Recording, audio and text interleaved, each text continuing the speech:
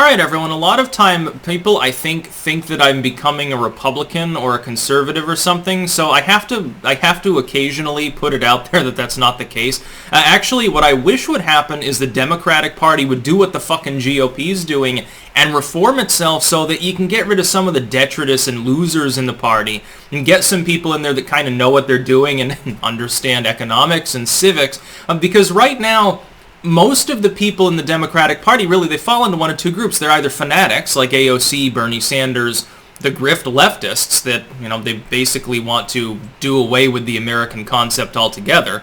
Or rather, they want to make it over and newspeak it and make it something that's basically lackluster, basically Venezuela light, only with a diversified economy. Woohoo, what an advantage.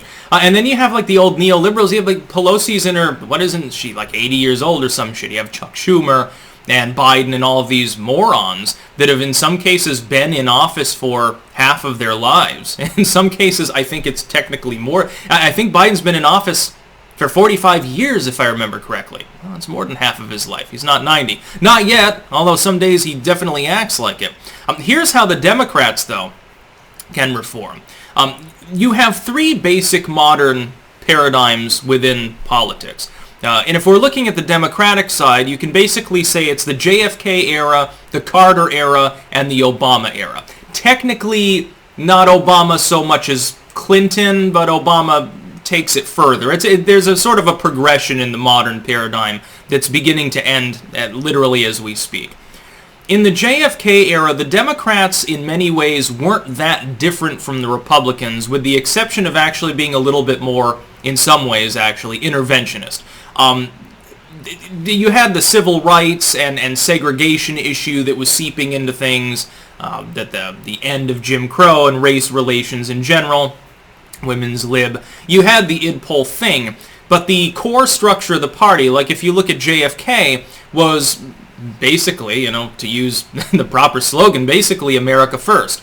We're going to win the Cold War. We're going to visit space. We're going to be exceptional. There was no attempt by the Democrats at the time in any serious fashion to tell people you should apologize for who you are. We need to massively overhaul everything, break all the toys and make new ones because we're fucking up. There was never any a real attempt, at least not, in the open. Behind the scenes, the deep state, whether Republicans or Democrats are in charge, a little bit different, of course, and much more authoritarian. But at least on the surface, the messaging was patriotic. That was the general feeling of it. Certainly once JFK gets killed, it goes into hyperdrive, at least temporarily. By the era of Jimmy Carter, the economic leftism which had begun seeping into the Democrats had clearly made an entirely new paradigm, starting basically with the war on poverty era and certain id poll reactions to the Southern strategy, Goldwater, Nixon, on the Republican side. What you had is a paradigm shift within the party, and this worked at first. At first, the idea of, well, we're going to give people more welfare, more job training, more programs and stuff, that was popular at first.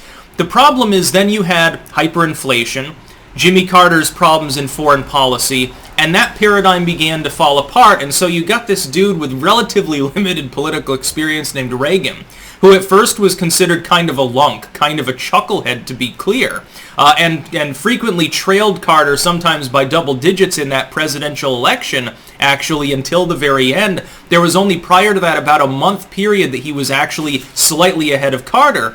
He ends up winning in a landslide, and then the paradigm shifts over completely. The Democrats maintained that attempt, that liberalism, well into the 1990s, essentially, until they get Bill Clinton in there.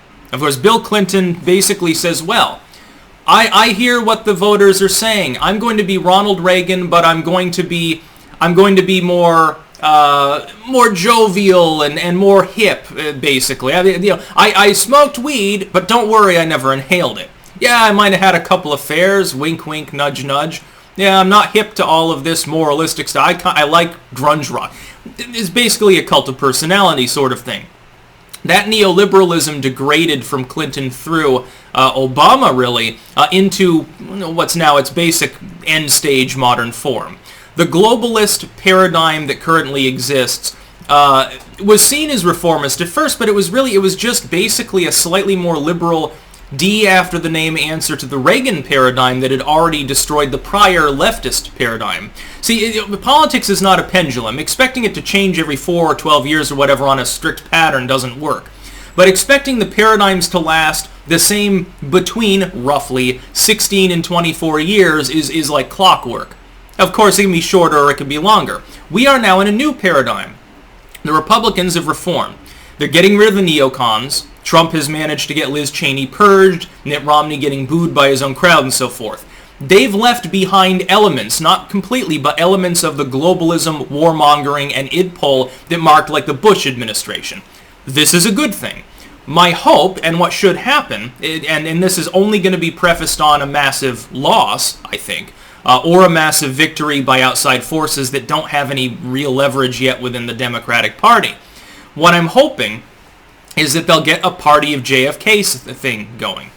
Get rid of the economic far leftism. If the far left gets alienated, well, it's just basically the same as a handful of neocons being alienated from the GOP. Who needs them?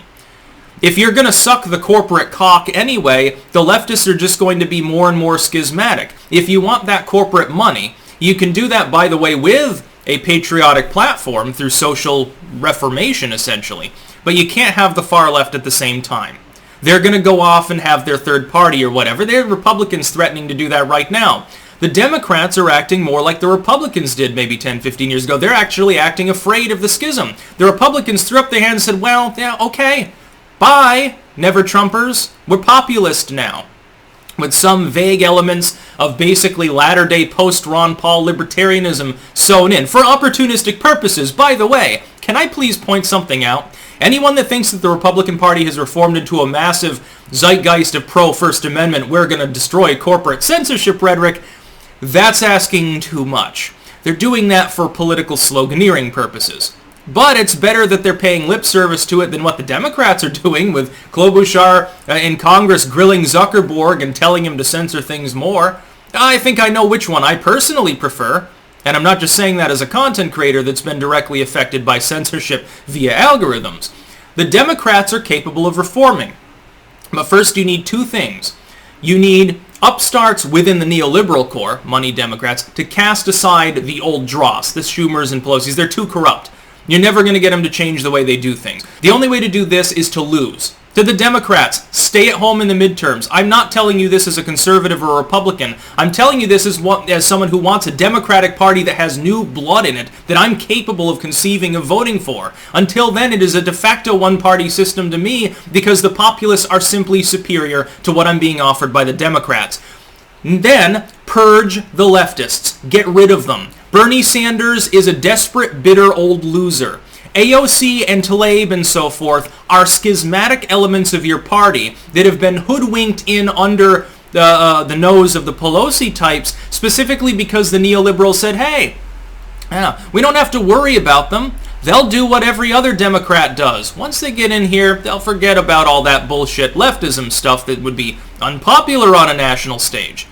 AOC comes from a far-left, heavily blue district. So do all of the other Gang of Four Geek Squad people that are in the Dem Party.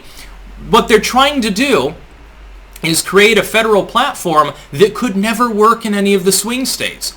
Now, this could end up crippling the Democratic Party in the midterms. By the way, the best thing that could possibly happen. Temporarily, it'd be almost good if you had more leftists in there, because then the party would collapse in on itself, and then this sort of reform is capable of happening. But would it be a winning ticket federally? No.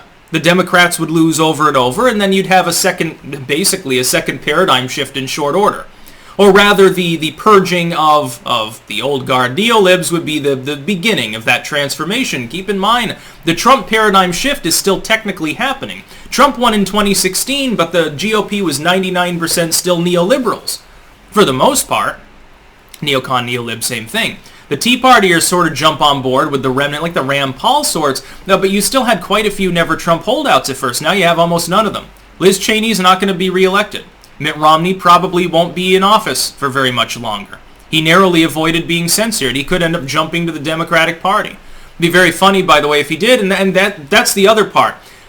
The neocon war pig Republicans are beginning to adopt Democratic rhetoric to the point where it's poisoning the Democratic Party anyway.